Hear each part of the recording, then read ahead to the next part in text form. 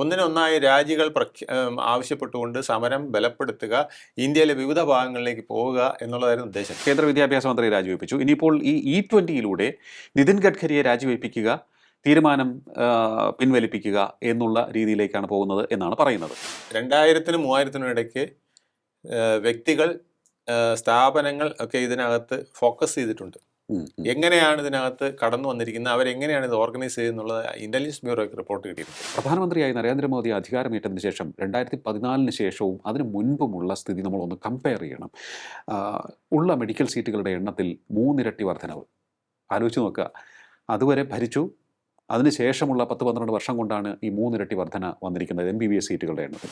ചില സന്ദർഭങ്ങളിൽ കടുംപിടി പിടിക്കുകയും ചിലത് ഇഗ്നോർ ചെയ്യുകയും ചെയ്തിട്ടുണ്ട്. ആ ഇഗ്നോർ ചെയ്യുന്നതിനെ ഇനി ഇല്ലാതാക്കാനും കുറച്ചുകൂടെ ശക്തമായിട്ട് അവരെല്ലാത്തിനെയും ഒബ്സർവ് ചെയ്യാനും തുടങ്ങും എന്നുള്ളതാണ് നമ്മൾ ഇനി കാണേണ്ടത്.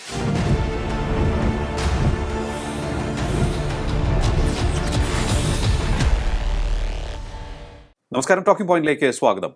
കേന്ദ്ര സർക്കാർ മറ്റൊരു വെല്ലുവിളിയെ അഭിമുഖീകരിക്കാൻ പോവുകയാണ്. ഞാൻ ഉദ്ദേശിച്ചത് CJP വെല്ലുവിളിയെ അവർ ഇപ്പോൾ അഭിമുഖീകരിച്ചു. അതിനവർക്കൊരു വില കൊടുക്കേണ്ടി വന്നു. കേന്ദ്ര വിദ്യാഭ്യാസ മന്ത്രിയുടെ രാജി.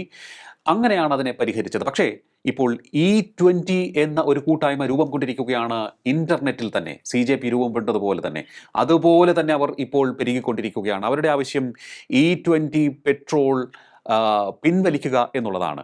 ഇത് വാഹനങ്ങളെ തകർത്തുകൊണ്ടിരിക്കുന്നു.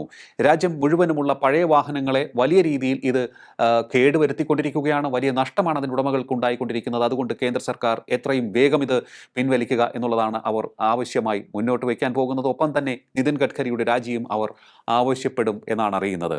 ധർമ്മേന്ദ്ര പ്രധാന്റെ രാജിക്ക് പിന്നാലെ നിതിൻ ഗഡ്കരിയുടെ രാജിയും ഇനി ഉണ്ടാകുമോ? അതിലേക്കാണോ E20 പോകുന്നത്? ഈ പ്രക്ഷോഭം രാജ്യം ഏറ്റെടുക്കുമോ? രാജ്യമെമ്പാടും ഇത് പടർന്നു പിടിക്കുമോ? കേന്ദ്ര സർക്കാർ ഇതിനെ എങ്ങനെ നേരിടും? പരിശോധിക്കാൻ നമുക്ക് നമ്മോടൊപ്പം ചേരുന്നു രാഷ്ട്രീയ നിരീക്ഷകൻ അഡ്വക്കേറ്റ് വേണുഗോപാൽ MS. നമസ്കാരം സർ, ടോക്കിംഗ് പോയിന്റിലേക്ക് സ്വാഗതം. CJP വലിയ പ്രക്ഷോഭം നടത്തി.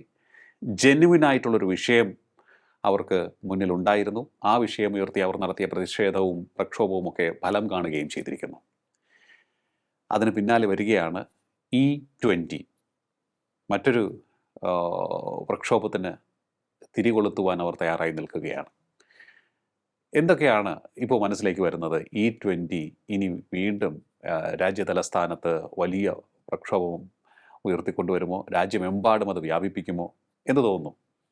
ഇത്തരം പ്രക്ഷോഭങ്ങൾ ഇനി പല രൂപത്തിൽ കേന്ദ്ര സർക്കാരിനെ ബുദ്ധിമുട്ടിക്കാനുള്ള സാധ്യത കൂടുതലാണ്. കാരണം ഒരു വിജയം കണ്ടു കഴിഞ്ഞാൽ നമ്മുടെ ഏത് മേഖലയിലായാലും, വ്യവസായത്തിലായാലും വാണിജ്യത്തിലായാലും രാഷ്ട്രീയത്തിൽ പിന്നെ പറയുകയും വേണ്ട. ഏതെങ്കിലും ഒരു വിഷയത്തിൽ വിജയം കണ്ടു കഴിഞ്ഞാൽ പിന്നെ എല്ലാവരും ആ പാതയിലാണ് പോവുക. ഇപ്പോൾ മതപരമായ കാര്യങ്ങളിലൂടെ രാഷ്ട്രീയം വിജയം നേടിയാൽ അതിൽ പോവും. ജാതി എടുത്താണെങ്കിൽ അതിൽ പോവും. പിന്നോക്കക്കാരനെ പിടിച്ചാണെങ്കിൽ അതിൽ പോവും. സംവരണമാണെങ്കിൽ അതിൽ പിടിക്കും. അങ്ങനെ ഇനി ദേശീയതയാണെങ്കിൽ അതിൽ പിടിക്കും. ഏതിലാണോ ഗുണം വരുന്നത് അതിലൂടെ രാഷ്ട്രീയ നേട്ടം കൊയ്യുക എന്നുള്ളത് രാഷ്ട്രീയ പാർട്ടികളുടെ, രാഷ്ട്രീയ താല്പര്യമുള്ളവരുടെ സ്ഥിരം മെത്തഡാണ്. ഇപ്പോൾ CJP എന്ന പാർട്ടി ഒരു പാർട്ടിയല്ല എങ്കിൽ പോലും അതൊരു ഫോർമേഷൻ ഉണ്ടായപ്പോൾ കേന്ദ്ര സർക്കാരിനെ പ്രഷറൈസ് ചെയ്യാൻ കഴിയുന്ന നല്ലൊരു മെത്തേഡാണ് എന്ന് അവർ പ്രൂവ് ചെയ്ത് കഴിഞ്ഞു. ആ പ്രൂവ് ചെയ്തത് ഒരുപക്ഷെ ഇനി പല രൂപത്തിൽ വരാൻ സാധ്യതയുണ്ട്. അത് കേന്ദ്ര സർക്കാർ സൂക്ഷിച്ചില്ലെങ്കിൽ കേന്ദ്ര സർക്കാരിന് വലിയ വിമിഷ്ടം ഉണ്ടാക്കിക്കൊണ്ടേയിരിക്കും. പക്ഷേ പൊളിറ്റിക്കൽ ശാസ്ത്രജ്ഞന്മാർ പറയുന്നത് ഇത്തരത്തിൽ ഉള്ള പ്രക്ഷോഭങ്ങൾ അത് ഒരു കോമൺ കോസിന് വേണ്ടിയായിരിക്കും. പക്ഷേ അതിന് രാഷ്ട്രീയ നിറം ഉണ്ടാകില്ല. ഏതെങ്കിലും ഒരു രാഷ്ട്രീയ പാർട്ടിയുടെ ഭാഗമല്ലാതെ ഇത്തരത്തിൽ പൊടുന്നനെ ഉയർന്നു വരുന്ന പ്രതിഷേധങ്ങൾ, പ്രക്ഷോഭങ്ങൾ വിജയത്തിൽ എത്തിയാൽ പോലും ഇവർക്ക്, ഈ പ്രക്ഷോഭം നടത്തിയവർക്ക് പിന്നീട് വലിയ നിലനിൽപ്പുണ്ടാവില്ല. അവർ പിരിഞ്ഞു പോകുന്ന ഒരു കാഴ്ചയായിരിക്കും നമുക്ക് കാണാൻ കഴിയുക എന്നാണ് പറയുന്നത്. അപ്പോൾ എന്തായാലും CJPയുടെ പ്രക്ഷോഭം അവിടെ അവസാനിക്കുന്നു, അല്ലെങ്കിൽ അവരുടെ ഒരു വിജയം കണ്ടെത്തിയതിന് ശേഷം പിന്നീട് അവർ പിരിഞ്ഞു പോകുന്നതാണ് നമുക്ക് കാണേണ്ടി വരുന്നത്. അങ്ങനെയാണോ അങ്ങ് പറയുന്നത്? ഇനിയിപ്പോൾ വീണ്ടും ഒരു E20 മറ്റൊരു കൂട്ടരായിരിക്കുമോ, അതോ ഇവർ തന്നെ പുതിയ പേരിൽ വരുന്നതായിരിക്കും? ഇതിന്റെ പിന്നിൽ വേറെ ശക്തികളുണ്ട്. ഇവർക്കല്ല ഇതിന്റെ നേട്ടം വേണ്ടത്. ഈ നേട്ടം വേണ്ടവർ ഉദ്ദേശിക്കുന്നത് നരേന്ദ്രമോദി സർക്കാരിനെ ദുർബലപ്പെടുത്തുക, നരേന്ദ്രമോദിയുടെ ഇമേജിനെ തകർക്കുക, BJP എന്ന പാർട്ടിയുടെ ഒരു ശക്തി ക്ഷയിപ്പിക്കുക. അതിന് ഏറ്റവും ശ്രദ്ധിക്കേണ്ട മാർഗം അവരെ ഡിഫൈൻ ചെയ്യുക. അവരെ മോശമായി കാണിക്കുക, അതിൻ്റെ നേതാക്കളെ മോശമായി കാണിക്കുക, അവരുടെ പോളിസികൾ തെറ്റാണെന്ന് കാണിക്കുക. ഇപ്പം നരേന്ദ്രമോദിയുടെ നേട്ടം എന്താണ്? ഇന്ത്യയുടെ വികസനത്തിന് 2047 ഇന്ത്യയെ നയിക്കാനായി ഞാൻ ഇതാ പോകുന്നു, ഇന്നിന്ന മേഖലകളിൽ ഞാൻ വികസനം കൊണ്ടുവരുന്നു, കുട്ടികൾക്ക് വേണ്ടി ഇന്നത് ചെയ്യുന്നു, വിദ്യാർത്ഥികൾക്ക് വേണ്ടി ഇന്നത് ചെയ്യുന്നു, സ്ത്രീകൾക്ക് വേണ്ടി ഇങ്ങനെ ചെയ്യുന്നു, കർഷകന് വേണ്ടി ഇന്നത് ചെയ്യുന്നു എന്ന് പറഞ്ഞ് അദ്ദേഹം നിൽക്കുന്നു. ശാസ്ത്രജ്ഞന്മാരെ കൊണ്ട് ഞാൻ ഇന്ത്യയുടെ വികസനത്തിന് വേണ്ടിയുള്ള പ്രവർത്തനങ്ങൾ ചെയ്യിക്കുന്നു, റോക്കറ്റുകൾ വിക്ഷേപിക്കുന്നത്, സാറ്റലൈറ്റുകൾ പോകുന്നത്, ഇങ്ങനെ സ്വയം പര്യാപ്തതയിലേക്ക് കൊണ്ടുപോകുന്നു. അതാണ് ഏറ്റവും വലിയ പ്രഹരം. അപ്പോൾ ഈ വിധത്തിൽ വരുമ്പോൾ അദ്ദേഹത്തിന് തകർക്കാൻ കഴിയില്ല. അപ്പൊ ആ തകർക്കാനായിട്ട് ടോട്ടലായിട്ട് ഈ ചെയ്യുന്നതിനെ എല്ലാം മൂടുന്ന ഒരു സാധനം വേണം. ആ മൂടുന്ന സാധനത്തിന് വേണ്ടിയുള്ള സെർച്ചാണ് ഇപ്പോൾ ഈ കോക്രോച്ചിൽ വന്നെത്തിയിരിക്കുന്നത്. അതിൻ്റെ ഒരു പ്രധാന അടിസ്ഥാന കാരണം ഞാൻ ഒരു വെസ്റ്റേൺ ജേർണലിസ്റ്റിൽ നിന്ന് മനസ്സിലാക്കിയതാണ്. അദ്ദേഹം എന്നോട് പറഞ്ഞത് വളരെ ശാസ്ത്രീയമായി ചെയ്തിരിക്കുന്നതാണ്. ഇതിൻ്റെ അടിത്തറ എന്ന് പറയുന്നത് കഴ്സൺ പ്രഭുവിൻ്റെ ഒരു നോട്ടാണ്. കാരണം കഴ്സൺ പ്രഭു വളരെ ബുദ്ധിപൂർവ്വം പ്രവർത്തിച്ചിരുന്ന ആളാണ്. ഇപ്പോൾ ബംഗാൾ വിഭജനം അദ്ദേഹത്തിൻ്റെയാണ്. 1905 ബംഗാൾ 2 വിഭജിക്കുന്നതിനുള്ള നടപടികൾ അദ്ദേഹമാണ് കൈക്കൊണ്ടത്. അന്ന് വലിയ പ്രക്ഷോഭവും ബഹളമൊക്കെ നടന്നു. ആ പ്രക്ഷോഭത്തെ വകവയ്ക്കാതെ അദ്ദേഹം മുന്നോട്ട് പോയി. വീണ്ടും അത് 1911 അദ്ദേഹത്തിന് ഈ സമരത്തിന് മുൻപിൽ മുട്ടുമടക്കേണ്ടി വന്നു. അതിൻ്റെ പ്രധാന കാരണം ഇന്ത്യയിൽ ജാതി മതങ്ങൾ ഒന്നിച്ചു നിന്നാണ് ആ പ്രക്ഷോഭം നടത്തിയത്. ഹിന്ദു മുസ്ലിം വ്യത്യാസമില്ലാതെ ബംഗാളിനെ വിഭജിക്കരുത് എന്നുള്ള രീതിയിലാണ് പോയത്. അത് കഴിഞ്ഞ് അദ്ദേഹം ശ്രദ്ധിച്ചത് ഗാന്ധിജിയുടെ വരവും ഗാന്ധിജി നടത്തിയ പ്രക്ഷോഭങ്ങളാണ്. കുറച്ചേ അദ്ദേഹത്തിന് കാണാൻ പറ്റുള്ളെങ്കിലും അദ്ദേഹം ഒരു എലിമെൻ്റ് വളരെ ശ്രദ്ധിച്ചു. ഗാന്ധിജിയുടെ പ്രക്ഷോഭങ്ങളിൽ ഗാന്ധി ഒരിക്കലും ജാതി മത ചിന്തകൾ കൊണ്ടുവരാതിരിക്കാൻ ശ്രമിച്ചു. ഇതിനെല്ലാം ഏതെങ്കിലും വിധത്തിലൊക്കെ ഒന്നിപ്പിക്കാൻ ശ്രമിച്ചു. ഇപ്പം വന്ദേമാതരത്തിന് പോലും ഗാന്ധിജി എന്തുകൊണ്ട് അത് വേണ്ട, നമുക്ക് ആദ്യത്തെ 2 ചാൻസ് മതി എന്ന് പറഞ്ഞതെന്ന് ചോദിച്ചാൽ ഹിന്ദു മുസ്ലിം ഒരു ഡിവൈഡ് അവിടെ വരരുത്. കാരണം പ്രക്ഷോഭമാണ് നമ്മുടെ ലക്ഷ്യം, ബ്രിട്ടീഷുകാരെ പുറത്താക്കുക എന്നുള്ളതാണ്. അപ്പം അവിടെ വേറൊരു വിഷയം വരരുത്, രാജ്യത്തിന് ഗുണം വരുന്നത് എല്ലാവരും ഒന്നിച്ച് നിൽക്കേണ്ടത് എന്നുള്ള ഒറ്റ ഐറ്റത്തിലേക്ക് കൊണ്ടുവരണം. അപ്പോൾ എല്ലാവരെയും ബാധിക്കുന്ന വിഷയങ്ങളാണ് ഗാന്ധി പറഞ്ഞിരുന്നത്. അതാണ് ഇപ്പോൾ ആ കഴ്സൺ പ്രഭുവിൻ്റെ നോട്ടിൽ അദ്ദേഹം പറഞ്ഞിരുന്നത്. ഇന്ത്യയിൽ ജാതി മത വ്യത്യാസങ്ങൾ വെച്ച് സമരങ്ങൾ പ്രക്ഷോഭങ്ങൾ നടത്തിയാൽ അതിനെ അടിച്ചൊതുക്കാൻ എളുപ്പമാണ്. അതേസമയം ജനറൽ കോസിനൊരു സമരം വന്നാൽ അവൻ പെട്ടുപോകും. ബ്രിട്ടീഷ് ഭരണകൂടത്തിന് പലപ്പോഴും ആ സമരങ്ങളെ നിയന്ത്രിക്കാൻ കഴിഞ്ഞിട്ടില്ല. അതൊക്കെ അവർ അപ്പോഴും അവിടെ ജാതി കൊണ്ടുവരും. ഒന്നുകിൽ ജാതി അല്ലെങ്കിൽ മതം എന്തെങ്കിലും കൊണ്ടുവന്നതിനെ കൂട്ടിമുട്ടിക്കാൻ നോക്കുമ്പോൾ ബുദ്ധിമാനായ ഗാന്ധിജി ഇതിന് ഏതെങ്കിലും വിധത്തിൽ അത് ഇല്ലാതാക്കാൻ നോക്കും. ഇല്ലാതാക്കി ഹിന്ദുവും മുസ്ലിമും ഒന്നായി നിൽക്കുന്ന മറ്റ് ജാതി മത വിഭാഗങ്ങൾ എല്ലാം കൂടെ ഒന്നിച്ച് നിൽക്കുന്ന വിധത്തിൽ ഈ പ്രക്ഷോഭത്തിനെ കൊണ്ടുപോയി. അതുകൊണ്ട് മാത്രമാണ് ഇന്ത്യക്ക് സ്വാതന്ത്ര്യം കിട്ടുന്നതിന് അദ്ദേഹത്തിൻ്റെ പങ്ക് എല്ലാവരും വിലമതിക്കുന്നത് എന്നുള്ളതാണ്. ആ മെത്തേഡുകൾ തുടരുക എന്നുള്ള ഒരു നയം ഇപ്പോൾ എടുത്തിട്ടുണ്ടെന്നുള്ളതാണ്. കാരണം NRC സമരമോ അല്ലെങ്കിൽ കർഷകരുടെ മാത്രം ഒരു സമരമോ ഒക്കെ എടുക്കുമ്പോൾ ഉണ്ടാകുന്നതിനേക്കാൾ വലിയ ഇമ്പാക്റ്റാണ് എല്ലാവരെയും ബാധിക്കുന്ന ഒരു പ്രശ്നം എടുക്കുക. ഒരു പൊതുവിഷയം എടുക്കുക. ഇപ്പോൾ വിദ്യാഭ്യാസം, അത് എല്ലാ രക്ഷകർത്താക്കൾക്കും, എല്ലാ വീട്ടിലും, എല്ലാ കുട്ടികൾക്കും, എല്ലാ യുവാക്കൾക്കും ബാധിക്കുന്ന ഒരു പ്രശ്നമാണ്. അപ്പോൾ അതെടുക്കുക. അതുപോലെ തന്നെ രണ്ടാമത്തെ ഇപ്പോൾ വന്നിരിക്കുന്ന വിഷയം എന്ന് പറയുന്നത് വാഹനം. ഒരു സ്കൂട്ടറെങ്കിലും ഇല്ലാത്ത ഒരാൾ ഇന്ന് കാണില്ല. പ്രത്യേകിച്ച് യുവാക്കൾ ഏറ്റവും കൂടുതൽ കാറ്, സ്കൂട്ടർ ഇതൊക്കെ ധാരാളമായിട്ട് ഉപയോഗിക്കുന്ന, ജെൻസികൾ ഉപയോഗിക്കുന്ന ഒരു കാലമാണ്. അപ്പോൾ അവരിതെങ്ങനെയെങ്കിലുമൊക്കെ തട്ടിക്കൂട്ടിയെടുത്ത് ഒരു കാറും അല്ലെങ്കിൽ ബൈക്കോ ഒക്കെ വാങ്ങിച്ചു കഴിയുമ്പം 20% എത്തനോളുള്ള ഈ വാഹനം ഈ പെട്രോൾ ഒഴിച്ചു കഴിഞ്ഞാൽ തൻ്റെ എൻജിൻ തകരാറായി പോവും, മൈലേജ് കുറയും എന്നൊക്കെ പറയുമ്പോൾ അവർക്ക് ഭയങ്കര വെപ്രാളമാവും. അതെ, ഇതിപ്പോൾ സയൻറ്റിഫിക് സ്റ്റഡി പലതും നടന്നിട്ടുണ്ട്. കാൺപൂർ IIT കൊണ്ട് സ്റ്റഡി നടത്തിയിട്ടുണ്ട്. അത് അവർ പറഞ്ഞു ഇത് ഇത്തരം ഭയാശങ്കൾക്ക് യാതൊരു അടിസ്ഥാനവുമില്ല, അതെല്ലാം അത്തരത്തിൽ ഉണ്ടാവില്ല എന്നാണ് പറഞ്ഞത്. ഇപ്പോൾ ഇതിനകത്ത് ഏറ്റവും പ്രധാനം സൗരജ് ജോഷി എന്ന് പറഞ്ഞ ഒരാളുടെ ഇൻസ്റ്റാഗ്രാമിലാണ് ഇത് ആദ്യമായിട്ട് പ്രത്യക്ഷപ്പെടുന്നത്. അപ്പോൾ പെട്ടെന്ന് തന്നെ ആ ഇൻസ്റ്റാഗ്രാമിലേക്ക് തള്ളിക്കയറ്റമാണ് ഉണ്ടായത്. അപ്പം ഇതാണ് സോഷ്യൽ മീഡിയയിൽ വാച്ച് ചെയ്യുന്നതിൻ്റെ ഒരു പ്രത്യേകത. സോഷ്യൽ മീഡിയയിൽ ചലനങ്ങൾ എങ്ങനെയാണ് നോക്കിയാണ് ഇപ്പോഴത്തെ പല സമരങ്ങളും നയിക്കുന്നത്. ഇപ്പോൾ കോക്രോച്ചിൻ്റെ സമരത്തിൻ്റെയും പ്രത്യേകത അതാണ്. അതായത് ഇന്ത്യ വിരുദ്ധ മുദ്രാവാക്യങ്ങൾ അല്ലെങ്കിൽ ഇന്ത്യയിൽ ഇന്നത്തെ ഭരണകൂടത്തിനെതിരെ അസംതൃപ്തിയുള്ളവർ, ഇന്ത്യയുടെ ഇന്നത്തെ പോക്ക് ഇങ്ങനെ പാടില്ല എന്നുള്ളവർ, BJPക്കെതിരെ നിൽക്കുന്നവർ, മോദിക്കെതിരെ നിൽക്കുന്നവർ തുടങ്ങി ഏതൊക്കെ വിധത്തിൽ ഒരു പ്രക്ഷുബ്ധമായ മനസ്സുമായി നിൽക്കുന്നു അവരെ മുഴുവൻ ഒന്നിച്ച് എയുടെ സഹായത്തോടു കൂടി ഒന്നിച്ചു കൂട്ടാൻ സാധിച്ചു എന്നുള്ളതാണ് ഇവരുടെ ഈ വിജയം. അതുകൊണ്ടാണ് ഇത് 10 ലക്ഷം 20 ലക്ഷം 50 ലക്ഷം കയറി അങ്ങനെ 1 കോടി 2 കോടിയൊക്കെ ആയിട്ട് ഇതങ്ങ് പോയതിന്റെ കാര്യം അതാണ്. അതെ അതെ ഇപ്പോ നമ്മൾ അതേ ഒരു മെത്തേഡാണ് ഇപ്പോൾ E20യിലും കൊണ്ടുവരാനായിട്ട് ഉദ്ദേശിക്കുന്നത്. അതാണ് ഇപ്പോൾ CJP രൂപീകരിച്ചപ്പോൾ അതിന് വലിയ എന്താണ് സ്വീകാര്യതയാണ് ഡിജിറ്റലായി ലഭിച്ചത്. അതായത് ഓൺലൈനിൽ ഒക്കെ നിരവധി പേരാണ് അതിൽ അംഗങ്ങളായി വന്നു ചേർന്നത്. മണിക്കൂറുകൾ കൊണ്ട് 10,000 വെച്ചിങ്ങനെ ഉയർന്നുകൊണ്ടിരുന്നു ആ മെമ്പർഷിപ്പിന്റെ. ഇത് ഇട്ടുകൊടുക്കുന്നത് എല്ലാം ആർക്കാണ്?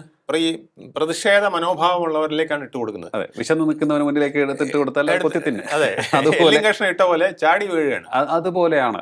ഓക്കെ, നമുക്കതിനെ അത്തരത്തിൽ അവഹേളിച്ച് തള്ളുകയല്ല, ഒരു കോമൺ വിഷയമാണ് ഇട്ട് കൊടുക്കുന്നത്. സ്ട്രാറ്റജികളാണ്, ഇതൊക്കെ സ്ട്രാറ്റജികളാണ്. ഈ സ്ട്രാറ്റജികൾ എല്ലാ കാലത്തും ഇപ്പൊ ഗാന്ധിജിയുടെ കാലത്ത് ചില സ്ട്രാറ്റജികൾ ഉപയോഗിച്ചിരുന്നു, അത് മാറി ഇപ്പൊ പുതിയ സ്ട്രാറ്റജികളാണ് ഉപയോഗിക്കുന്നത്. ഇതിപ്പോ ഇലക്ഷന് എപ്പോഴും പൊളിറ്റിക്സിൽ സ്ട്രാറ്റജികൾ ഉണ്ടാവും. ആ സ്ട്രാറ്റജികൾ ഇങ്ങനെ മാറിയും മറിഞ്ഞും വന്നുകൊണ്ടിരിക്കും. എനിക്ക് തോന്നുന്നു ഈ ഒരു പ്രതിഷേധം അത് പ്രക്ഷോഭമായി മാറുകയും രാജ്യത്തെ ആകമാനം ശ്രദ്ധയാകർഷിക്കുകയും സർക്കാരിന് തന്നെ വലിയൊരു തീരുമാനമെടുക്കേണ്ടി വരികയും ചെയ്തതോടുകൂടി ഇത്തരത്തിലുള്ള പ്രക്ഷോഭങ്ങൾ ഇനിയും സംഘടിപ്പിച്ചാൽ പ്രശസ്തി നേടാം എന്ന് കരുതുന്നവരൊക്കെ ഉണ്ടാകും. കൂടുതൽ വിഷയങ്ങൾ ഉയർത്തിക്കൊണ്ടുവന്ന് അസ്ഥിരമാക്കാൻ സർക്കാരിനെ എന്ന് വിചാരിക്കുന്നവരുണ്ടാകാം. പ്രധാനമന്ത്രിയെ അവിടെ നിന്ന് ഇറക്കിവിടാൻ ശ്രമിക്കുന്നവരുണ്ടാകാം. ഇവരെല്ലാം തന്നെ ഇപ്പോൾ ഒരു പട്ടിക ഉണ്ടാക്കിയിരിക്കുന്നു എന്നാണ് അറിയുന്നത്. അതിൻ്റെ പേരിലായിരിക്കണം ചിലപ്പോൾ ഈ E20 പെട്രോൾ അവസാനിപ്പിക്കുക, വിതരണം നമ്മുടെ രാജ്യത്ത് ഉപയോഗിക്കുന്നത് അവസാനിപ്പിക്കുക എന്നുള്ള ലക്ഷ്യത്തോടു കൂടിയാണ് ഇപ്പോൾ ഈ E20 എന്ന ഗ്രൂപ്പ് രൂപീകരിച്ചിരിക്കുന്നത്. അതിലും മെമ്പേഴ്സ് ഒരുപാട് ചേർന്നുകൊണ്ടിരിക്കുകയാണ്. അപ്പോൾ ഈ ഒരു വിഷയത്തിൽ ഇപ്പോൾ അങ്ങ് പറഞ്ഞതുപോലെ തന്നെ ഓട്ടോമോട്ടീവ് റിസർച്ച് അസോസിയേഷനും പറഞ്ഞിട്ടുണ്ട് അത്തരത്തിൽ എഞ്ചിന് പ്രശ്നം ഉണ്ടാവില്ല. അമേരിക്ക, ബ്രസീൽ, അതുപോലെ തന്നെ കാനഡ, യൂറോപ്യൻ യൂണിയൻ രാജ്യങ്ങൾ, ഇവരൊക്കെ തന്നെ ജപ്പാൻ, തായ്ലൻഡ്, ഇവരൊക്കെ തന്നെ ഇത് ഉപയോഗിക്കുന്നുണ്ട്. E20 കലർന്ന അല്ലെങ്കിൽ E20 പെട്രോൾ ഉപയോഗിക്കുന്നുണ്ട്. എഥനോൾ പെട്രോൾ ഉപയോഗിക്കും. കാലങ്ങളായി ഉപയോഗിക്കണം, വർഷങ്ങളായി, പതിറ്റാണ്ടുകളായി ഉപയോഗിച്ചു വരുന്നതാണ് ബ്രസീൽ. ഇന്നോ ഇന്നലെ തുടങ്ങിയതല്ല. അല്ല, ഇതിലൂടെ ലക്ഷ്യം വെക്കുന്നത് സർക്കാർ പറയുന്ന ഒരു സന്ദേശം എന്ന് പറയുന്നത്, ഒന്ന്, പെട്രോളിയം ഇറക്കുമതി കുറയ്ക്കാൻ സാധിക്കും. 2, ഫോറിൻ എക്സ്ചേഞ്ച്, വലിയ തോതിൽ ഫോറിൻ എക്സ്ചേഞ്ച് നമുക്ക് സേവ് ചെയ്യാൻ സാധിക്കും. മറ്റൊന്ന് പാരിസ്ഥിതികമായിട്ടുള്ള ആഘാതം കുറയ്ക്കാൻ, കാരണം കാർബൺ എമിഷൻ കുറവായിരിക്കും. അതുപോലെ തന്നെ കർഷകർക്ക് ഗുണമുണ്ടാകും. കാരണം ഈ എഥനോൾ ഉൽപ്പാദിപ്പിക്കുന്നത് കരിമ്പിൻ ചെണ്ടിയിൽ നിന്നും ഡീസലിൽ നിന്നും ഒക്കെയാണ്. അപ്പം ആ സാധനങ്ങൾ കൂടുതൽ ഈ ധാന്യങ്ങൾ, അത്തരം ധാന്യങ്ങൾക്ക് ഉൽപ്പാദിപ്പിക്കുന്ന കർഷകർക്ക് ഗുണമായി വരും. അവർക്ക് അധിക വരുമാനം ഉണ്ടാക്കാൻ സാധിക്കും. ഇന്നൊന്ന് ഒരുപാട് ഇൻഡസ്ട്രികൾ ഇപ്പൊ ഇതിന്റെ പേരിൽ വന്നു. ഓക്കെ, അപ്പോൾ വിവിധ ഇൻഡസ്ട്രികൾ വന്നു. ആ ഇൻഡസ്ട്രിയിൽ വർക്ക് ചെയ്യുന്നവർക്കെല്ലാം ഭയങ്കര ലാഭവും പ്രോഫിറ്റും ഉണ്ടാക്കുന്ന ഒരു സാധനം. അവിടെയാണ് ഒരു പ്രതിഷേധം ഒരല്പം ആഴത്തിൽ പോകുന്നത്. അതായത് നിതിൻ ഗഡ്കരി, BJP നേതാവ്, മന്ത്രി, അദ്ദേഹത്തെ ടാർഗറ്റ് ചെയ്തുകൊണ്ടാണ് E20 ഇപ്പോൾ വന്നിരിക്കുന്നത് എന്നാണ് പറയുന്നത്. നേരത്തെ കഴിഞ്ഞ പ്രക്ഷോഭം വന്നത് കേന്ദ്ര വിദ്യാഭ്യാസ മന്ത്രി രാജിവെപ്പിച്ചു. ഇനിയിപ്പോൾ ഈ E20യിലൂടെ നിതിൻ ഗഡ്കരിയെ രാജിവെപ്പിക്കുക, തീരുമാനം പിൻവലിപ്പിക്കുക എന്നുള്ള രീതിയിലേക്കാണ് പോകുന്നത് എന്നാണ് പറയുന്നത്.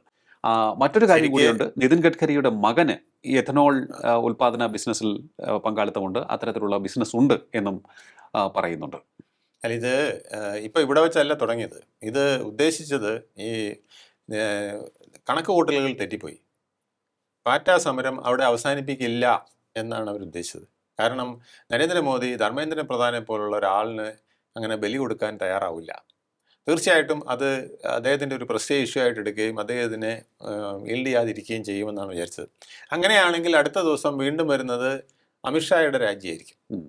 അമിത്ഷായുടെ രാജി കഴിഞ്ഞാൽ പിന്നെ വരുന്നത് നരേന്ദ്രമോദിയുടെ രാജിയായിരിക്കും. അപ്പോൾ ഇങ്ങനെ ഒന്നിനൊന്നായി രാജികൾ ആവശ്യപ്പെട്ടുകൊണ്ട് സമരം ബലപ്പെടുത്തുക, ഇന്ത്യയിലെ വിവിധ ഭാഗങ്ങളിലേക്ക് പോവുക എന്നുള്ളതായിരുന്നു ഉദ്ദേശം. അപ്പോൾ IB റിപ്പോർട്ട് വ്യക്തമായിട്ട് കിട്ടിയിട്ടുണ്ട്. ഇത് പല സംസ്ഥാനങ്ങളിലും ഇത് ശക്തമായി വരാൻ സാധ്യതയുണ്ട്.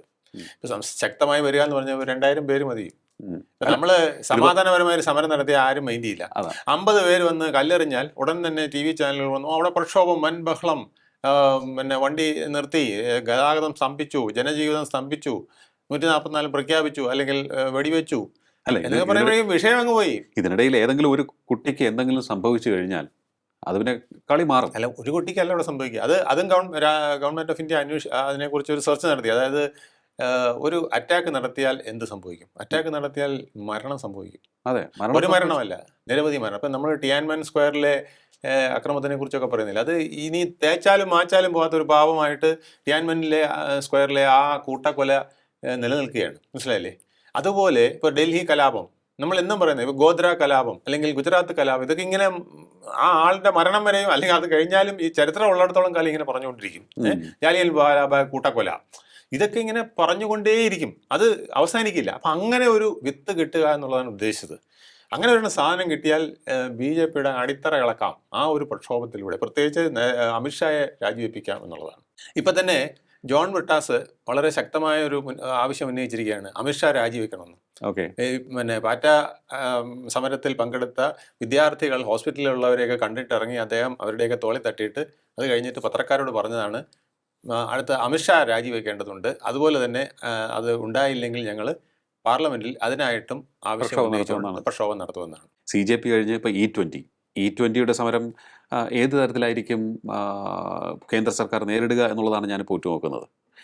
കാരണം നേരത്തെ അങ്ങ് പറഞ്ഞതുപോലെ ഒരു പ്രക്ഷോഭം വിജയിച്ചു, അതിന് പിന്നാലെ വീണ്ടും ഇത്തരത്തിലുള്ള പ്രക്ഷോഭങ്ങൾ ഒന്നിനു പുറകെ ഒന്നായി. ഇതിനകത്ത് രാജ്യവിരുദ്ധ ശക്തികളുടെ പങ്കാളിത്തം സംബന്ധിച്ചുള്ള ചർച്ചകൾ സജീവമായിരുന്നു നേരത്തെയുള്ള സമരത്തിൽ. ഇതിനകത്തെ ഒരു കാര്യം മനസ്സിലാക്കേണ്ടത്, അമേരിക്കയ്ക്ക് ഏറ്റവും വലിയ പ്രശ്നം, നമ്മൾ പെട്രോള് ഏതെങ്കിലും വിധത്തിൽ സേവ് ചെയ്ത് ഉപയോഗിക്കുന്നെങ്കിൽ അത് അമേരിക്കയ്ക്ക് സഹിക്കാൻ ഒക്കില്ല. കാരണം നമ്മുടെ ഇൻഡസ്ട്രിയുടെ നമ്മുടെ മറ്റ് വികസന പ്രവർത്തനത്തിൻ്റെ അടിത്തറ ഈ പെട്രോളിലാണ് നിൽക്കുന്നത്. എന്തുകൊണ്ടാണ് റഷ്യയിൽ നിന്ന് പെട്രോൾ വാങ്ങിക്കാൻ പറ്റില്ലെന്ന് പറയുന്നത്? യൂറോപ്യൻ രാജ്യങ്ങൾ പെട്രോൾ വാങ്ങിക്കുമ്പോൾ ഇന്ത്യ വാങ്ങിക്കരുതെന്ന് പറയുന്നത് എന്തുകൊണ്ടാണ്? ഒറ്റ കാരണമേ ഉള്ളൂ, അവിടുന്ന് ലാഭത്തിന് പെട്രോൾ വാങ്ങിച്ചാൽ ആ ലാഭത്തിന് കിട്ടുന്ന പെട്രോള് ഇവിടെ കൊണ്ടുവന്ന് റിഫൈനറീസിൽ നമ്മൾ തന്നെ ഇവിടെ പെട്രോളിയം ഉൽപ്പാദിപ്പിക്കുന്ന ഒരു രാഷ്ട്രത്തിനെ പോലെ റിഫൈൻ ചെയ്ത് ഇത് മറ്റു രാഷ്ട്രങ്ങൾക്ക് കയറ്റി അയക്കുന്നു. അപ്പം പിന്നെ അവിടുന്ന് ഇറക്കുമതി ചെയ്യുന്നു, ഇവിടെ വലിയ പിന്നെ വ്യവസായ സംരംഭങ്ങൾ വന്ന് അവർക്ക് ലാഭം ഉണ്ടാകുന്നു. അതിന് പുറമെ ഇത് അമിത ലാഭത്തിന് മറ്റു പലർക്കും കൊടുക്കുന്നു. ഇതിൻ്റെ കെയർ ഓഫിലാണ് ഇവിടെ നടക്കുന്ന വികസന പ്രവർത്തനങ്ങളെല്ലാം നടന്നുകൊണ്ടിരിക്കുന്നത്. റോഡായാലും റെയിലായാലും നമ്മുടെ ഷിപ്പിംഗ് ഇതായാലും യുദ്ധോപകരണങ്ങളുടെ മാറ്റമായാലും സൈനിക ഉന്നമനമായാലും എല്ലാം സംഭവിക്കുന്നത്, സ്പേസ് റിസർച്ച് ആയാലും അതിലെ നീക്കങ്ങൾ എല്ലാം സംഭവിക്കുന്നത് ഈ പെട്രോളിൻ്റെ ബേസിലാണ്. അപ്പോൾ അടിത്തറ അങ്ങനെ ഇളക്കുക. രണ്ടാമത്, അവിടെ കഴിഞ്ഞ പാറ്റയുടെ സമരത്തിൽ വിദ്യാർത്ഥികളാണെങ്കിൽ ഇത് വിദ്യാർത്ഥികൾ മാത്രമല്ല, സകലരും, ചെറുപ്പക്കാർക്ക് ഇതൊരു വലിയ പ്രിയം വരും. പിന്നെ തൊട്ടാൽ തെറിക്കുന്ന ഒരു വിഭാഗമാണ് വരാൻ പോകുന്നത്. ഏതെന്നറിയാമോ? Auto rickshaw taxi drivers. തീ പിടിക്കുന്ന ഒരു സാധനമാണ് അവരെ തൊട്ടാൽ. കർഷക സമരം പോലെ അതിനേക്കാൾ ഊർജ്ജസ്വലമായി ആ കർഷക സമരം നോർത്ത് ഇന്ത്യയിൽ നിന്നെങ്കിൽ അല്ലെങ്കിൽ പഞ്ചാബിൽ നിന്നെങ്കിൽ ഇതങ്ങനെയല്ല. ഇത് ഓരോ കവലയ്ക്കും ഒന്ന് ആലോചിച്ചോ, ഇവിടുത്തെ എല്ലാ ഓട്ടോറിക്ഷക്കാരും ടാക്സിക്കാരും സമരത്തിനിറങ്ങി, ഞങ്ങളുടെ എഞ്ചിൻ തകരുന്നു, ഞങ്ങൾക്ക് വലിയ ലോസ് ഉണ്ട്, ഇതിനെല്ലാം ഞങ്ങൾക്ക് നഷ്ടപരിഹാരം, നിങ്ങൾക്ക് നഷ്ടപരിഹാരം ഞങ്ങൾ മേടിച്ചു തരാമെന്ന് പറയുകയാണ്. മനസ്സിലായില്ലേ? അങ്ങനെ ഒരു പ്രക്ഷോഭം ഇന്ത്യ മുഴുവൻ വന്നാൽ കാറുകളുടെയും ഓട്ടോകളുടെയും ടാക്സി കാറുകളുടെയും ഓട്ടോകളുടെയും ഡ്രൈവർമാരുടെ ആ വാഹനം എടുത്തുള്ള ഒരു പ്രക്ഷോഭം വന്നാൽ ഒന്ന് ആലോചിച്ചോക്ക്, എത്ര രൂക്ഷമായ ഒരു പ്രക്ഷോഭമായിരിക്കും വരിക. അപ്പം ഇതെല്ലാം ഡിസൈൻ ചെയ്ത് കറക്റ്റായിട്ട് ഒന്നിനു പുറകെ ഒന്നായിട്ട് കൊണ്ടുവരികയാണ്. ഇതുകൊണ്ടാണ് പലരും പറഞ്ഞത് മറ്റേ സമരത്തിൽ മുട്ടുകുത്തിയത് മോദിക്ക് നഷ്ടമാണെന്ന് പറയുന്നത്. പക്ഷേ അത് അപ്പോഴത് സമ്മതിച്ചില്ലെങ്കിൽ ഇതിനേക്കാൾ വലിയ നഷ്ടം വരുമെന്ന് ഇന്റലിജൻസ് റിപ്പോർട്ടർ ഉള്ളത് കൊണ്ടാണ്. ഇതിലും ഇനി അത്തരത്തിലൊരു പുനർവിചിന്തനം ഉണ്ടാവുമോ കേന്ദ്രത്തിന്? ഇതിൽ അത്തരത്തിലൊരു പുനർവിചിന്തനത്തിനുള്ള സാധ്യത കുറവാണ്. കാരണം ഇത് തന്നെ വളരെ സാധ്യത കുറവായിരുന്നു. പക്ഷേ ഇത് സർക്കാരിന് ഇത് കുറച്ചുകൂടെ മുൻകൂട്ടി കാണാൻ കഴിഞ്ഞില്ല എന്നുള്ളതാണ്. ഇനി അങ്ങനെയല്ല. ഇപ്പോൾ ഏതാണ്ട് 2000-നും 3000-നും ഇടയ്ക്ക് വ്യക്തികൾ, സ്ഥാപനങ്ങൾ ഒക്കെ ഇതിനകത്ത് ഫോക്കസ് ചെയ്തിട്ടുണ്ട്. എങ്ങനെയാണ് ഇതിനകത്ത് കടന്നു വന്നിരിക്കുന്നത്, അവരെങ്ങനെയാണ് ഇത് ഓർഗനൈസ് ചെയ്തെന്നുള്ളത് ഇന്റലിജൻസ് ബ്യൂറോയ്ക്ക് റിപ്പോർട്ട് കിട്ടിയിട്ടുണ്ട്. ഇനി അവരെ പൂർണ്ണമായും സ്കാൻ ചെയ്തുകൊണ്ടായിരിക്കും ഇന്റലിജൻസ് ബ്യൂറോയുടെ നീക്കം. ഇനി അല്ലെങ്കിൽ ഇതല്ലാതെ വേറൊരു പുതിയ ഗ്രൂപ്പിനെ കൊണ്ടുവന്ന് അറ്റാക്ക് നടത്തിക്കുന്ന പരിപാടി വരണം. പക്ഷെ അതിനുള്ള സാധ്യത കുറവാണ്. അതേ ടീം തന്നെയായിരിക്കും വേറൊരു രൂപത്തിൽ ഇതിലും വന്ന് അറ്റാക്കിന്. അവയെ മുളയിലെ എന്നുള്ളതിനായിട്ട് കേന്ദ്ര സർക്കാരിന് കഴിയും എന്നുള്ളതാണ് അതിൻ്റെ ഒരു പ്രത്യേകത. ഇപ്പോൾ അതിനുള്ള ഡാറ്റ അവരുടെ കിട്ടി, കംപ്ലീറ്റ് സ്കാൻ ചെയ്ത് വെച്ചിരിക്കുകയാണ്. എവിടെ നിന്നൊക്കെയാണ് ഫണ്ട് വന്നത്, എവിടെ നിന്നൊക്കെയാണ് പണം വന്നത്, ഇതെല്ലാം അവർക്ക് കിട്ടിയിട്ടുണ്ട്. അപ്പോൾ അതെല്ലാം പൂർണ്ണമായും ഗവേഷണത്തിലാണ്. പക്ഷേ വേറൊരു കാര്യം ചോദിച്ചോട്ടെ സാർ, ഈ പാറ്റ സമരം വിജയിച്ചതോടുകൂടി പലതരത്തിലുള്ള രാഷ്ട്രീയ ജാഗ്രതയ്ക്ക് രാജ്യത്ത് ഒരു സാഹചര്യം ഒരുങ്ങിയിരിക്കുകയാണ് എന്ന് ഞാൻ വിശ്വസിക്കുകയാണ്. ഒന്ന്, പ്രതിപക്ഷം അലേർട്ടായിട്ടുണ്ട്. കാരണം അവരുടെ തലമുണ്ടയെ ചവിട്ടിക്കൊണ്ടാണ് ഈ യുവന്മാർ സമരം വിജയിച്ചത്. അവരോട് മാത്രമാണ് കേന്ദ്ര സർക്കാർ ചർച്ചയ്ക്ക് തുനിഞ്ഞത്, മറ്റവരെ പാടെ അവഗണിച്ചു. അതാണ് ഏറ്റവും വലിയ മോദിയുടെ വിജയം. അതെ. അപ്പോൾ ആകെ ജാള്യതയായി. വലിയ കുറച്ചിലായി, രാഷ്ട്രീയ നഷ്ടമായി പ്രതിപക്ഷത്തിന്, കോൺഗ്രസിനും മറ്റ് പാർട്ടികൾക്കും ഒക്കെ. പ്രതിപക്ഷത്തിന് ഇങ്ങനെ ഒരു സമരം ഉന്നയിക്കാൻ നടപ്പിലാക്കാൻ കഴിഞ്ഞില്ല എന്ന് പറഞ്ഞാൽ അവരുടെ ജോലി പിന്നെ എന്താണ്? ക്യാബിനറ്റ് റാങ്കും കൊടുത്ത് ഇരുത്തിയിരിക്കുകയാണ് പ്രതിപക്ഷ നേതാവ് പറഞ്ഞത്. അദ്ദേഹത്തിന് ഇങ്ങനെ ഒരു സമരം ഉന്നയിക്കാൻ കഴിയുന്നില്ല. ഓക്കെ, അതൊരു വശത്ത്. മറ്റൊരു വശം നമ്മൾ കണ്ടില്ല എന്നും കേട്ടില്ല എന്നും നമുക്ക് നടിക്കാൻ സാധിക്കില്ല. കേന്ദ്ര സർക്കാരിനൊരു വലിയ പ്രഹരം തന്നെയാണ് കിട്ടിയത്. അവരുടെ ഒരു വലിയ മന്ത്രി, ഒരു നേതാവ് രാജിവെക്കേണ്ടി വന്നു മന്ത്രിസഭയിൽ നിന്ന്. തീർച്ചയായിട്ടും അത് ഓക്കെ, നമ്മൾ എന്ത് ന്യായം പറഞ്ഞാലും രാജിവെക്കേണ്ടി വന്നു. ഈ ഒരു വിഷയം നേരത്തെ പരിഹരിക്കാൻ സാധിച്ചില്ല, അത് സത്യമാണ്. അതുകൊണ്ട് കേന്ദ്ര സർക്കാർ പിന്നെ അലർട്ടായിരിക്കും. ഇനി ഇത്തരത്തിലൊരു രാജി അതിന് വഴിയൊരുക്കരുത്. അപ്പോൾ ജനങ്ങളുടെ വിഷയങ്ങൾ ചിലതൊക്കെ തന്നെ പരിഹരിക്കപ്പെടാതെ കിടക്കുന്നുണ്ട്. അതിനൊക്കെ തന്നെ പ്രയോറിറ്റി കൊടുത്ത് പരിഹരിക്കുന്ന രീതിയിലേക്ക് ചിലപ്പോൾ പോയേക്കും. അതും ഒരു ഒരു ഒരു ഒരു പോസിറ്റീവ് റിസൾട്ട് തന്നെയാണ്. തീർച്ചയായിട്ടും ഈ നരേന്ദ്രമോദി സർക്കാരിൽ ചില സന്ദർഭങ്ങളിൽ കടുംപിടി പിടിക്കുകയും ചിലത് ഇഗ്നോർ ചെയ്യുകയും ചെയ്തിട്ടുണ്ട്. ആ ഇഗ്നോർ ചെയ്യുന്നതിനെ ഇനി ഇല്ലാതാക്കാനും കുറച്ചുകൂടെ ശക്തമായിട്ട് അവരെല്ലാത്തിനെയും ഒബ്സർവ് ചെയ്യാനും തുടങ്ങും എന്നുള്ളതാണ് നമ്മൾ ഇനി കാണേണ്ടത്. അത് തീർച്ചയായിട്ടും ഉണ്ടാവും. അതിൽ RSS ഉൾപ്പെടെയുള്ളവർ അവർക്ക് പല നിർദ്ദേശം, കർഷക സമരത്തിന് പോലും RSS ശക്തമായ നിർദ്ദേശം നൽകിയിരുന്നു, അതിങ്ങനെ നീണ്ടുപോകാൻ അനുവദിക്കരുത്, അത് പ്രശ്നമാണെന്നുള്ള രീതിയിൽ. എനിക്ക് തോന്നുന്നു അത്തരത്തിലൊരു കോംപ്ലൈസൻസി അല്ലെങ്കിൽ ഒരു ഉദാസീനത വന്നത് പ്രതിപക്ഷം ദുർബലമായതുകൊണ്ടാണ്. ഇപ്പോൾ ആരും നമ്മെ ചോദ്യം ചെയ്യാനില്ല, ഞങ്ങൾ അനായാസ വിജയം നേടി മുന്നോട്ട് പോകും, അങ്ങനെ ഒരു ചിന്ത ചിലപ്പോൾ ചില ഘട്ടത്തിലെങ്കിലും വരുമ്പോൾ ചില പ്രശ്നങ്ങൾ അല്ലെങ്കിൽ ചില വിഷയങ്ങൾ അത്ര ലാഘവത്തോടെ എടുത്തേക്കും. സോഷ്യൽ മീഡിയ ശക്തമായതോടുകൂടി ഈ ഉള്ളറകളിലെ കഥകൾ ഇത് എല്ലാവരുടെയും ചെവിയിലെത്തുകയാണ്. അത് വലിയ തോതിൽ പ്രത്യേകിച്ച് ജൻസികളിൽ അത് എത്തിക്കഴിയുമ്പോൾ അവർക്കുണ്ടാകുന്ന ആ ഒരു പ്രത്യാക്രമണത്തിനുള്ള ഒരു ത്വര കൂടുതലാണ്. അതാണ് ഈ ഇതിലെല്ലാം നമ്മൾ കാണുന്നത്. പക്ഷെ ഞാൻ ചോദിച്ചോട്ടെ സാർ, നമുക്ക് തന്നെ ഒരു കൺഫ്യൂഷൻ ഉണ്ടായി ഈ CJP സമരത്തിൻ്റെ വേളയിൽ. ഒട്ടേറെ വ്യാജ വാർത്തകൾ പടച്ചിറക്കപ്പെട്ടു. അതിലേതാണ് സത്യം, ഏതാണ് ശരി, തെറ്റ് എന്ന് നമുക്ക് മനസ്സിലാക്കാൻ സാധിക്കാതെ സാധാരണക്കാർ വലിയ കൺഫ്യൂസ്ഡ് ആകുന്ന ഒരു സാഹചര്യം തീർച്ചയായും സൃഷ്ടിക്കപ്പെട്ടു. ഒപ്പം തന്നെ പല മാധ്യമങ്ങളും പക്ഷപാതപരമായാണ് റിപ്പോർട്ട് ചെയ്തത്. പ്രത്യേകിച്ച് കേരളത്തിലെ മാധ്യമങ്ങൾ ഒട്ടുമിക്ക ആളുകളും വളരെ പക്ഷപാതപരമായിട്ട് ഈ വാർത്തയെ സമീപിച്ചു എന്ന് പറയാൻ സാധിക്കും. കാരണം എല്ലാത്തിനും രണ്ട് വശങ്ങളുണ്ടാകും. അതിൻ്റെ എല്ലാ വശങ്ങളും എടുത്ത് കാണിക്കുന്നതിൽ അവർ പരാജയപ്പെട്ടു. ഓക്കെ, സമരം ഒരു ജെന്യുവനായിട്ടുള്ള വിഷയത്തിന് വേണ്ടിയാണ്. ആ വിഷയം അംഗീകരിക്കപ്പെടേണ്ടത് തന്നെയാണ്. അതിനുവേണ്ടി നടത്തുന്ന പോരാട്ടങ്ങൾ പ്രശംസിക്കപ്പെടേണ്ടത് തന്നെയാണ്. പക്ഷേ അതിന് ചില തിരുത്തലുകൾ ആവശ്യമായിരുന്നു. ചില എലമെൻറ്റ്സ് അതിലേക്ക് നുഴഞ്ഞു കയറി. അത് പക്ഷേ കണ്ടില്ലെന്ന് നടിച്ചു. അതിനെ പക്ഷേ പാടെ തമസ്കരിച്ചുകൊണ്ടുള്ള റിപ്പോർട്ടിംഗ് ആണ് നടന്നത്. രണ്ട് കാര്യങ്ങളാണ് താങ്കൾ പറഞ്ഞത്. ഒന്ന്, കേരളത്തിലെ മാധ്യമങ്ങളുടെ ഒരു പ്രത്യേകത എന്ന് വെച്ചാൽ മാധ്യമങ്ങളുടെ നിലനിൽപ്പ് അതിൻ്റെ വ്യൂവർഷിപ്പിലാണ്. അപ്പോൾ അത് അവർ മെയിനായിട്ട് നോക്കുന്നത് ഏറ്റവും കൂടുതൽ ആൾക്കാരെ ആകർഷിക്കാൻ ഏത് വാർത്തയ്ക്ക് കഴിയുമെന്നുള്ളതാണ്. കേരളത്തിലെ ഒരു പ്രത്യേകത 48% ന്യൂനപക്ഷങ്ങളുള്ള ഒരു സംസ്ഥാനമാണ്.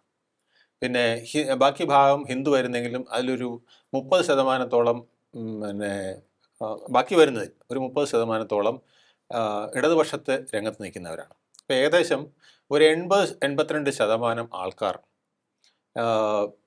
ഒരു മോദി വിരുദ്ധ അല്ലെങ്കിൽ BJP വിരുദ്ധ ലൈനിൽ നിൽക്കുന്നതാണ്. അപ്പോൾ BJPക്ക് അനുകൂലമായി എഴുതിയതുകൊണ്ടോ പറഞ്ഞതുകൊണ്ടോ കിട്ടുന്നതിനേക്കാൾ കൂടുതൽ മൈലേജ് ഇപ്പുറത്ത് നിന്നാൽ കിട്ടുമെന്നുള്ള അതുകൊണ്ടാണ് ഈ മെയിൻ ചാനലുകൾ അതുപോലെ തന്നെ മെയിൻ പത്രങ്ങൾ എല്ലാം ഈ രീതിയിലേക്ക് പോകുന്നത്. അത് തിരിച്ച് വരുന്ന ഒരു കാലം ഉണ്ടാവും. പക്ഷെ എന്നാലും 50-50 ആയിട്ട് നിൽക്കുകയുള്ളൂ. കാരണം ന്യൂനപക്ഷങ്ങളുടെ ഒരു ആറ്റിറ്റ്യൂഡും ഭൂരിപക്ഷത്തിൻ്റെ വലിയ വിഭാഗത്തിൻ്റെ ആറ്റിറ്റ്യൂഡും വേറൊരു രീതിയിലാണ്. നമ്മൾ നോർത്ത് ഇന്ത്യൻ ചാനലുകൾ നോക്കിയാൽ അവിടെ നേരെ തിരിച്ചു വേണം. അവിടെ ഇതിന് പൂർണ്ണമായും വിരുദ്ധമായിട്ടുള്ള എല്ലാ കാര്യങ്ങളും അവിടെയും ഇതാണ് പക്ഷപാതപരമായിട്ടായിട്ട് പോകുന്നത്. ഇതിനിടയ്ക്ക് പലതും വെളിപ്പെടുത്തുന്നത് ഈ സോഷ്യൽ മീഡിയ ചാനലുകളാണ്. അതും വളരെ കുറച്ച് പേർ മാത്രം. അത് വളരെ കുറച്ച്. അത് ജനത്തിനറിയാം. കാരണം ഇത് ഈ പിന്നെ കേൾക്കുമ്പോൾ നമുക്ക് മനസ്സിലാവില്ല. ഇത് രണ്ടിനെ അസസ് ചെയ്തിട്ട് ചിലർക്കറിയാം ഇതിൽ എത്രത്തോളം സത്യം പറയുന്നവരുണ്ട്, അല്ലെങ്കിൽ സത്യത്തിൻ്റെ കണികയെങ്കിലും. എല്ലാം പൂർണ്ണമായ സത്യമെന്ന് ഞാൻ പറയുന്നില്ല, പക്ഷെ തന്നെ സത്യത്തിൻ്റെ ഒരു കണിക വെച്ചിട്ട് പറയുന്നതേ സാധനം ഓടുകയുള്ളൂ. അതിനെ ഒരു ക്രെഡിബിലിറ്റി കാണുകയുള്ളൂ. ഓടുന്ന ചിലപ്പോൾ ചുമ്മാ ബടായി അടിച്ചാലും ഓടുമായിരിക്കും, പക്ഷെ എന്നാലും ക്രെഡിബിലിറ്റി എന്ന് പറയുന്നത് അതിലേ നിൽക്കുകയുള്ളൂ. അപ്പോൾ ഇത്തരം ചാനലുകളും ഇത്തരം ഏജൻസികളും ഒക്കെ നിലനിൽക്കുമ്പം സോഷ്യൽ മീഡിയ ഇന്ന് വളരെ വിപുലമാണ്. സോഷ്യൽ മീഡിയ ഉപയോഗിച്ചുകൊണ്ട് പലതും ചെയ്യാൻ കഴിയുമെന്ന് ആദ്യം തെളിയിച്ചത് BJP ആണ് കേട്ടോ. BJP പക്ഷേ ഇപ്പോൾ അതിൽ നിന്ന് പുറകോട്ട് പോയിട്ടുണ്ടോ എന്നൊരു സംശയമുണ്ട്. അതാണ് അവർക്ക് പറ്റിയ കുഴപ്പം. ഇത് നരേന്ദ്രമോദിയും പറയുന്നത് അത് തന്നെയാണ്. നിങ്ങൾ റാഷണലായിട്ട് കാര്യങ്ങളെ ജനങ്ങളെ അറിയിക്കാനായിട്ട് സോഷ്യൽ മീഡിയയൊക്കെ ഉപയോഗിക്കണം. അല്ലാതെ ഇപ്പം ആരുടെയെങ്കിലും പടം കാണിച്ചോ, ഇപ്പം മോദി വരുന്ന ടൺ ടഠൻ ടഠ എന്ന് പറഞ്ഞിട്ടൊരു സാധനം ഒന്നും കാണിച്ചാൽ അതൊന്നും ഇപ്പം ആൾക്കാർക്ക് അത് കാണുമ്പോൾ രസമുണ്ട്, പക്ഷേ അതുകൊണ്ടൊന്നും ആൾക്കാരെ കൺവിൻസ് ചെയ്യാൻ കഴിയില്ല. ഇപ്പം പല BJP ചാനലുകളുടെയും രീതികൾ എങ്ങനെയൊക്കെയാണ് പോകുന്നത്. ഇതിൻ്റെ ഒരു രാഷ്ട്രീയം മാറ്റി നിർത്തി കഴിഞ്ഞാൽ നമ്മൾ നിഷ്പക്ഷമായി നോക്കാൻ ശ്രമിച്ചാൽ നമുക്ക് കാണാൻ സാധിക്കാതിരിക്കുന്ന കുറേയേറെ വസ്തുതകളുണ്ട്. അത് പക്ഷേ എത്രത്തോളം ആൾക്കാർക്ക് അറിയാമെന്ന് എനിക്കറിയില്ല. കഴിഞ്ഞ ദിവസം ഒരു റിസർച്ച് നടത്തിയപ്പോഴാണ് എനിക്കത് മനസ്സിലാക്കാൻ സാധിച്ചത്. പ്രധാനമന്ത്രിയായി നരേന്ദ്രമോദി അധികാരമേറ്റതിന് ശേഷം 2014 ശേഷവും അതിന് മുൻപുമുള്ള സ്ഥിതി നമ്മളൊന്ന് കമ്പയർ ചെയ്യണം. ഉള്ള മെഡിക്കൽ സീറ്റുകളുടെ എണ്ണത്തിൽ 3 ഇരട്ടി വർധനവ്. ആലോചിച്ച് നോക്കുക. അതുവരെ ഭരിച്ചു, അതിനുശേഷമുള്ള 10-12 വർഷം കൊണ്ടാണ് ഈ 3 ഇരട്ടി വർധന വന്നിരിക്കുന്നത്. MBBS സീറ്റുകളുടെ എണ്ണത്തിൽ, മെഡിക്കൽ കോളേജുകളുടെ എണ്ണത്തിൽ, അതുപോലെ തന്നെ ഓൾ ഇന്ത്യ എയിംസിൻ്റെ എണ്ണത്തിലും വർധനവുണ്ടായി. അതുപോലെ PG സീറ്റുകളുടെ എണ്ണത്തിലും വലിയ വർധനവാണ് വരുത്തിയത്. IIMകളുടെ എണ്ണത്തിൽ, IITകളുടെ എണ്ണത്തിൽ ഒക്കെ തന്നെ പല മടങ്ങ് വർധനവാണ് ഉണ്ടായിരിക്കുന്നത് എന്നുള്ളതാണ്. അപ്പോൾ അതായത് നമ്മുടെ ഉന്നത വിദ്യാഭ്യാസ മേഖലയിലാണെങ്കിൽ തന്നെയും അടിസ്ഥാന പൊതുവിദ്യാഭ്യാസ മേഖലയിലാണെങ്കിൽ തന്നെയും കുട്ടികൾക്ക് കൂടുതൽ അവസരങ്ങൾ, ഉന്നത വിജയങ്ങൾ നേടുന്നവർക്ക് കൂടുതൽ മികച്ച അവസരങ്ങൾ എല്ലാം സൃഷ്ടിക്കപ്പെട്ടുകൊണ്ടിരിക്കുകയാണ്. അതൊരു വാസ്തവമാണ്. പക്ഷേ എന്നിട്ടും അത് ഒരു കാര്യം കൂടി ഞാൻ ആഡ് ചെയ്യുന്നു അതിനൊപ്പം. ഈ MBBS സീറ്റുകളുടെ എണ്ണത്തിലാണെങ്കിൽ തന്നെയും PG മെഡിക്കൽ സീറ്റുകളുടെ എണ്ണത്തിലാണെങ്കിൽ തന്നെയും ഇന്ന് ഇന്ത്യ ഡിമാൻഡ് ചെയ്യുന്നതിനടുത്തേക്ക് എത്താൻ നമുക്ക് ഇനിയും ഏറെ മുന്നോട്ട് പോകേണ്ടിയിരിക്കുന്നു എന്നുള്ള കാര്യം കൂടി ഞാനിവിടെ ആഡ് ചെയ്യുകയാണ്. പക്ഷേ 2014 വരെ ഉണ്ടായിരുന്നതിനേക്കാൾ ഏറെ മെച്ചപ്പെട്ടു എന്നുള്ളത് നമ്മൾ അംഗീകരിക്കേണ്ട ഒരു കാര്യം തന്നെയാണ്. അപ്പോൾ അവിടെ നമ്മൾ രാഷ്ട്രീയം കാണേണ്ടതില്ല. ചെയ്ത നല്ല കാര്യത്തെ നമ്മൾ അംഗീകരിക്കുക തന്നെ വേണം, അല്ലേ? തീർച്ചയായിട്ടും ആ വ്യത്യാസം ഉണ്ടായിട്ടുണ്ടെങ്കിലും ഏറ്റവും പ്രധാനപ്പെട്ട ഒരു കുഴപ്പം വന്നിരിക്കുന്നത്, അല്ലെങ്കിൽ പ്രശ്നം വന്നിരിക്കുന്നത്, ഇങ്ങനെ MBBS എഞ്ചിനീയറിംഗ് ആയി സൃഷ്ടിക്കുന്നതിന് LKG മുതൽ കുട്ടികളെ ഇങ്ങനെ പ്രഷറൈസ് ചെയ്യുന്ന ഒരു കാലഘട്ടം വന്നിരിക്കുകയാണ്. പണ്ട് നമ്മുടെയൊക്കെ പീരീഡിൽ ആരും പറയാറില്ല നീ MBBS നേടണോ അല്ലെങ്കിൽ ഡോക്ടറാണോ എഞ്ചിനീയർ ആണോ എന്ന് പറയില്ല. നമുക്ക് ആവുന്നത് എന്താണോ അത് നേടുന്നു എന്നുള്ളതാണ്. ഇപ്പം കുട്ടികൾ അങ്ങനെയല്ല. കുട്ടികളെ പ്രഷറൈസ് ചെയ്ത് ഇങ്ങനെ ഒരു ഓവനിലാക്കി വെച്ചിരിക്കുകയാണ്. അതുകൊണ്ടാണ് പലരും ആത്മഹത്യ ചെയ്യുന്നത്. ഒരു MBBS അല്ലെങ്കിൽ അതിന് അപ്പുറത്തെ MDO എടുത്തിട്ട് പോലും തുച്ഛമായ ശമ്പളത്തിൽ വർക്ക് ചെയ്യേണ്ട ഒത്തിരി അവസരങ്ങൾ ഇന്ത്യയിൽ നിൽക്കുന്നു. വിദേശത്ത് പോയി പണ്ട് രക്ഷപ്പെട്ടിരുന്നു, അതിനുള്ള ചാൻസുകൾ ഇപ്പോൾ കുറയുന്നു. ഇതൊക്കെ കുട്ടികളെ വളരെയധികം ബുദ്ധിമുട്ടിക്കുന്നുണ്ട്. അപ്പോൾ ഇത് തമ്മിലൊരു ബാലൻസിങ് ഉണ്ടാക്കാത്തതും ഈ സമരത്തിൻ്റെ പിന്നിലെ ഒരു പ്രശ്നമാണ്. അവരുടെ ദുഃഖമാണ്, അവരുടെ പ്രശ്നമാണ് ഇത് പലരും മിസ്യൂസ് ചെയ്തത്. ഇത് നാളെ ഓട്ടോറിക്ഷ ഡ്രൈവറുടെയും ടാക്സി ഡ്രൈവറുടെയും ഇത് തന്നെയാണ്. കാരണം അവർക്ക് ഇന്ന് ലാഭം വളരെ കുറവാണ്. കാരണം ഈ പെട്രോളിൻ്റെ വില അടിക്കടി കൂടുന്നു, മാറുന്നു, പെട്രോളിയം ഉൽപ്പന്നങ്ങളുടെ വില മാറുന്നു, ഓട്ടോമൊബൈൽ ഐറ്റംസിൻ്റെ സാധനങ്ങളുടെ വില ഒരുപാട് മാറുന്നു. പിന്നെ സർക്കാരാണെങ്കിൽ ടാക്സ് വിവിധ തരം ടാക്സുകളല്ലേ. ഒരു വണ്ടി വാങ്ങിക്കാൻ മുതലേ നമ്മൾ അതിനെ വലിയ തുക ടാക്സ് കൊടുക്കുന്നു. ഒരു ഇമോഷണൽ എക്സ്പ്ലോയിറ്റേഷനിലേക്ക് പോയി കഴിഞ്ഞാൽ ഇപ്പോൾ പേരെ ഇനി ഏതെങ്കിലും വിഷയം ഉയർത്തി പ്രതിഷേധത്തിലേക്ക് കൊണ്ടുവരാം. അതാണ് ഉദ്ദേശിക്കുന്നത്. അത് പിന്നെ ഇത് ഒന്നും തീരുന്നില്ല. ഇതിന്റെ ഫൈൻ എത്രയാണ്? ഈ ഫൈനുകൾ കൊടുത്തില്ലെങ്കിൽ ഇപ്പോൾ പുതിയൊരു നിയമം വരികയാണ്. ഫൈൻ കൊടുത്തില്ലെങ്കിൽ നിങ്ങളുടെ ലൈസൻസ് കട്ട് ചെയ്യും. നിങ്ങൾക്ക് വണ്ടി റോഡിൽ ഇറക്കാൻ പറ്റാത്തതും വണ്ടി എടുത്തുകൊണ്ട് പോകും. ഇങ്ങനെ ഒരു കാറ് വാങ്ങിച്ചു അല്ലെങ്കിൽ ഒരു ബൈക്ക് വാങ്ങിച്ചു അല്ലെങ്കിൽ ഒരു ഓട്ടോറിക്ഷ വാങ്ങിച്ചു എന്നുള്ളതിൻ്റെ പേരിൽ അവൻ അനുഭവിക്കുന്ന പീഡനം എത്രയാണെന്നറിയാമോ? അത് നമുക്ക് ഒരു വീട് വെച്ചാൽ നമുക്ക് ഇത്രയും പ്രശ്നമില്ല. നമ്മൾ ഇതിനേക്കാൾ പൈസ മുടക്കി ഒരു വീട് വെച്ചാൽ പോലും ഇത് പ്രശ്നമില്ല. ഇന്ന് കാറ് 2-3 ഒക്കെ ഉള്ളവരാണെങ്കിൽ 2-3 ഇരട്ടി തലവേദനയാണ് അവർക്ക് ഉണ്ടാകുന്നത്. അത്രയ്ക്ക് പ്രശ്നത്തിലേക്ക് പോവാണ്. അതുകൊണ്ട് ഇത് മിസ്യൂസ് ചെയ്യാൻ പറ്റിയ ഒരു മേഖലയാണ്. വിദ്യാഭ്യാസ മേഖല കഴിഞ്ഞാൽ ഇന്ത്യയിലെ മുഴുവൻ ജനതയും ഒരുമിച്ച് നിർത്താനുള്ള ഒരു വിഷയമാണിത്. അത് അഡ്രസ് ചെയ്യണം. എത്രയും വേഗം അഡ്രസ് ചെയ്യുക, ജനങ്ങളെ ബോധ്യപ്പെടുത്തുക എന്തുകൊണ്ട് E20 കൊണ്ടുവന്നു, എന്താണ് ഇതിൻ്റെ ബെനിഫിറ്റ്, എന്താണ് ഇതിൻ്റെ ഡീമെറിറ്റ്സ്, ആ ഡീമെറിറ്റ്സ് എങ്ങനെ അതിജീവിക്കും, ജനങ്ങളെ അവർക്കുണ്ടാകുന്ന, അതായത് വാഹനങ്ങൾക്ക് കേടുപാട് ഉണ്ടാകുന്നു എന്നുള്ളതാണ്. അപ്പോൾ എൻ്റെ വാഹനത്തിന് കേടുപാടുണ്ടായാൽ എനിക്കത് അമിത ചെലവുണ്ടാവുകയാണ്. അപ്പോൾ ആ ഒരു വിഷയം എന്നെ ബാധിക്കുന്നത് തന്നെയാണ്. അത് പെട്ടെന്ന് നമ്മൾ ചാടി വീഴും, ഉറപ്പായിട്ടും വീഴും. അപ്പോൾ അത് തീർച്ചയായിട്ടും കേന്ദ്ര സർക്കാർ അഡ്രസ് ചെയ്യണം എന്ന് തന്നെയാണ്. അതുപോലെ തന്നെ ഇനി ഒരു രണ്ടാമതൊരു കോക്രോച്ച് കൂട്ടായ്മ ഉണ്ടാകാതിരിക്കാൻ, അല്ലെങ്കിൽ ഇത്തരത്തിൽ അരാജകത്വ കൂട്ടായ്മ, ഞാൻ പറയുന്നത് സമരങ്ങൾക്കൊന്നും എതിരല്ല, പക്ഷേ അരാജകത്വ സമരങ്ങൾ, അരാജകത്വ പ്രക്ഷോഭങ്ങൾ വരുമ്പോൾ അത് നമ്മുടെ മൊത്തം ബാലൻസ് ഇപ്പോൾ ഡൽഹിയിലൊന്നും ആലോചിച്ച് നോക്കുക. ഡൽഹിയിലെ ജനജീവിതം ആകെ താറുമാറായി ആ കുറച്ച് ദിവസങ്ങളാണെങ്കിൽ പോലും. ഇത് നമ്മുടെ നാട്ടിൽ വരുമ്പോഴും ഇതേ പ്രശ്നമാണ്. ഓക്കെ. ഇത് ഉണ്ടാകാതിരിക്കാൻ ശ്രദ്ധിക്കേണ്ടതാണ്. എനിക്കറിയാം കേന്ദ്ര ഗവൺമെൻറ് അതിനുള്ള നടപടികളാണ് ഇനി എടുക്കുന്നത്. ഇതിൻ്റെ പിന്നിൽ പ്രവർത്തിച്ചവരെ കൂടെ അവർ ഫോക്കസ് ചെയ്തുകൊണ്ടായിരിക്കും അടുത്ത പ്രക്ഷോഭത്തിലേക്ക് എങ്ങനെ ഹാൻഡിൽ ചെയ്യണമെന്നുള്ളത് കേന്ദ്ര ഗവൺമെൻറ് നടപടിയെടുക്കാൻ പോകുന്നത്. യെസ്, അതാണ് പാറ്റകളുടെ സമരത്തിന് പിന്നാലെ ഇപ്പോൾ E20 കൂട്ടായ്മയ്ക്ക് രൂപം വന്നിരിക്കുകയാണ്. അവർ പെരുകിക്കൊണ്ടിരിക്കുകയാണ്. അത് വലിയൊരു പ്രക്ഷോഭത്തിലേക്ക് പോകുന്നതിന് മുമ്പ് അവർ മുന്നോട്ട് വയ്ക്കുന്ന വിഷയം വളരെ വേഗത്തിൽ അഡ്രസ്സ് ചെയ്യേണ്ടിയിരിക്കുന്നു കേന്ദ്ര സർക്കാർ. ഇല്ല എന്നുണ്ടെങ്കിൽ മറ്റൊരു രാജ്യത്തിലേക്ക് കാര്യങ്ങൾ കൊണ്ടുചെന്ന് എത്തിച്ചേക്കും. കാരണം ഇത് ഡൽഹിയിൽ മാത്രം ഒതുങ്ങുന്ന ഒരു പ്രക്ഷോഭമായിരിക്കില്ല, പ്രതിഷേധമായിരിക്കില്ല. രാജ്യമെമ്പാടും എല്ലാ സംസ്ഥാനങ്ങളിലേക്കും എല്ലാ ജില്ലകളിലേക്കും എല്ലാ ഗ്രാമങ്ങളിലേക്കും എത്താൻ പ്രാപ്തിയുള്ള ഒരു വിഷയമാണ് ഏറ്റെടുത്തിരിക്കുന്നത്. ഒരു സമര വിജയം നേടിയതിൻ്റെ ആത്മവിശ്വാസം അവർക്കുണ്ട്. അത് പുതിയ പേരിൽ വന്നതായിരിക്കണം. അവർക്ക് പിന്നിൽ പ്രവർത്തിക്കുന്നവർ ഒരു കൂട്ടർ തന്നെ ആയിരിക്കും എന്നുള്ള കാര്യത്തിൽ യാതൊരു സംശയവുമില്ല. അതുകൊണ്ട് കേന്ദ്ര സർക്കാർ ജാഗ്രത. ജനങ്ങളെ ബാധിക്കുന്ന വിഷയങ്ങൾ ഓരോന്നും ഇനി നിങ്ങൾ വേഗത്തിൽ പരിഹരിക്കാൻ സാധിക്കുന്ന ഒരു സാഹചര്യത്തിലേക്ക് എത്തേണ്ടിയിരിക്കുന്നു. ഏതെങ്കിലും വിഷയത്തിൽ പിടിവാശിയുണ്ടെങ്കിൽ അത് ഉപേക്ഷിക്കുക. കാരണം രാജ്യത്തിൻ്റെ നിലനിൽപ്പാണ്, സർക്കാരിൻ്റെ സ്ഥിരതയാണ് രാജ്യപുരോഗതിക്ക് അനിവാര്യമായ ഒരു ഘടകം. അത് മുന്നിൽ കണ്ടു വേണം മുന്നോട്ട് പോകേണ്ടത്. ഇല്ല എന്നുണ്ടെങ്കിൽ ഒരു പൊളിറ്റിക്കൽ തിരിച്ചടി നിങ്ങൾക്കുണ്ടാകും എന്നുള്ള കാര്യം ഓർത്ത് വയ്ക്കുക, മറക്കാതിരിക്കുക, വേഗത്തിൽ ആക്ട് ചെയ്യുക. വളരെയധികം നന്ദി സാർ ഇത്രയും സമയം ടോക്കിംഗ് പോയിന്റുമായി സംസാരിച്ചത്. നമസ്കാരം. ടോക്കിംഗ് പോയിന്റിൻ്റെ ഈ അധ്യായം ഇവിടെ പൂർണ്ണമാകുന്നു. ഇനി അടുത്ത എപ്പിസോഡിൽ കാണാം നമുക്ക്. നമസ്കാരം.